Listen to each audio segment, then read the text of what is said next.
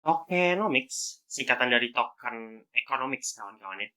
Ini adalah salah satu hal penting dalam suatu mata uang kripto. Melalui tokenomics ini, kalian bisa memahami bagaimana desain mata uang kripto ya dari suatu proyek. Berapa persen bagian yang akan diterima oleh setiap investor, serta berapa lama masa rilis token tersebut hingga semua token nantinya akan tersedia di pasar. Nah, bagaimana detail dari tokenomics dalam last change akan kita bahas di video kali ini. Let's check out.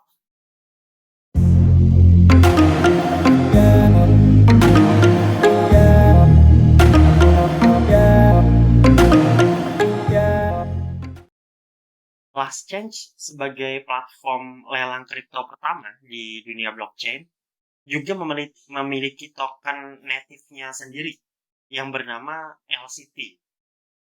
Nah, LCT token ini berada di jaringan Binance Smart Chain, kawan-kawannya BSC, dengan maksimal jumlah token yang bisa beredar itu dibatasinya 100 juta token ya. Nah, ini detailnya bisa dilihat di sini.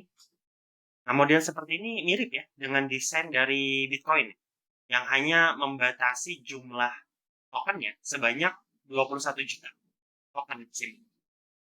Nah, adapun gambaran dari distribusi LCT, kawan-kawan, token native-nya Last Change, ini bisa dilihat di gambar ini ya. Jadi sebanyak 26% dari total LCT itu akan digunakan untuk pemeliharaan sistem lelang. Nah, ini penting guna memastikan bahwa pelaksanaan kegiatan lelang kripto di platform Last Change itu selalu berjalan mulus tanpa kendala berarti. Dari total 26 juta LCT yang diperuntukkan bagi pemeliharaan sistem ini, 20%nya ya, itu sekitar 5,2 juta LCT token, itu akan langsung tersedia ya. Akan langsung tersedia atau unlock lah saat token generation event ya, TGA. Nah, TGA ini adalah titik di mana suatu token yang sebelumnya itu nggak ada muncul di jaringan blockchain. Jadi lahir lah, token itu lahir di jaringan blockchain. Nah, 6 bulan setelahnya ya, setelah TGA tadi, sebanyak 80% LCT yang masih lock dalam option maintenance ini, itu akan dirilis setiap bulannya dengan besaran yang sama selama 24 bulan, 2 tahun. Yang berarti setiap bulannya itu akan di-unlock sekitar 866.000 LCT ya, dengan peruntukan pemeliharaan sistem lelang. Lanjut, 15% dari total LCT, ini 15, sekitar berarti 15 juta LCT kawan-kawan yang akan disediakan untuk hadiah staking reward. Nah, situ untuk reward ini akan ditahan perilisannya ya hingga 2 bulan setelah TGA. Setelah itu, reward LCT bagi para staker itu akan diberikan dalam 5 kali distribusi yang berlangsung dalam kurun waktu 24 bulan ya, berarti 2 tahun. Lalu sebesar 10% LCT yang setara dengan 10 juta token LCT ini, itu akan digunakan untuk kegiatan pemasaran marketing. Dari 10% ini, 1%-nya, yang berarti 100.000 LCT-nya, itu akan langsung di-unlock saat TGA. Adapun sisanya, 90%-nya itu akan dirilis 2 bulan setelah TGA secara bulanan dalam kurun waktu 24 bulan. Ini berarti akan ada 415.500 LCT yang dirilis setiap bulan ini untuk kegiatan marketing. 10% lainnya itu akan diperuntukkan sebagai reserve, kawan-kawan. Reserve ini apa ya, semacam berangkas bendahara lah ya di dunia kripto gitu. Nah, dana yang disimpan dalam reserve ini hanya akan digunakan untuk kegiatan penting yang tidak direncanakan ya oleh tim di awal. Nah, dana reserve ini akan terkunci selama 9 bulan setelah TGA. Setelah itu, LCT bagi reserve ini akan di-unlock ya setiap bulan dalam waktu 36 bulan ya, dalam waktu 3 tahun berarti ini. sekitar 277.000 LCT per bulannya jadinya. Oke, alokasi selanjutnya adalah untuk pengembangan proyek dengan persentase sebesar 7%. Nah, pengembangan proyek berarti development ini kawan-kawan ya. Yaitu 7 juta LCT berarti untuk development. Nah, dana ini akan dikunci selama 2 bulan setelah TGA.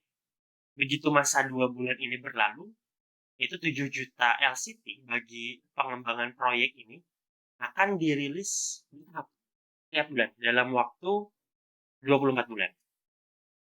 Masih dengan nilai yang sama, itu disediakan bagi tim last change ya. Ini 7% untuk tim.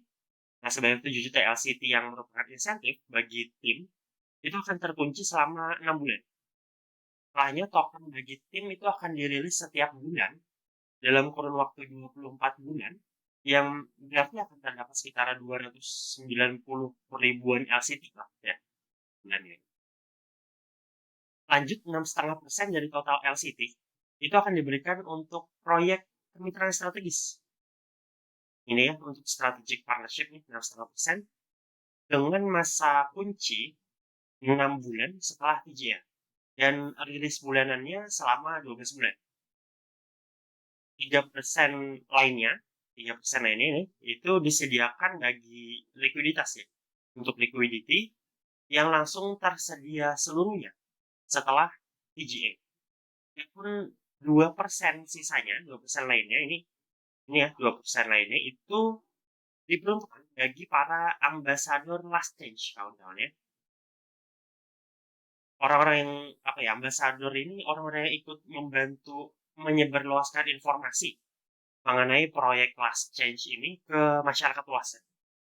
Nah, besaran yang tersedia ya, yang langsung tersedia setelah TJ itu ada 10% untuk ambasador program ini, dan sisanya itu akan dirilis dalam kurun waktu 9 bulan. Selain itu, last change juga menyediakan 13,5% kawan-kawan. Ini 6%, tambah 6%, tambah 1,5%. Itu dari total ICT untuk pengumpulan dana. 6% untuk seed round, lalu 6% lagi untuk private round, dan 1,5% sisanya itu untuk public round ya. Gimana detail dari pengumpulan dana ini melalui penjualan LCT ini kelihatan di sini kawan-kawan ya. Ini bisa dari sini detailnya untuk seed round kayak gimana, private round gimana, public round kayak gimana. Untuk detail tokenomics ini kawan-kawan nanti bisa baca di light papernya ya.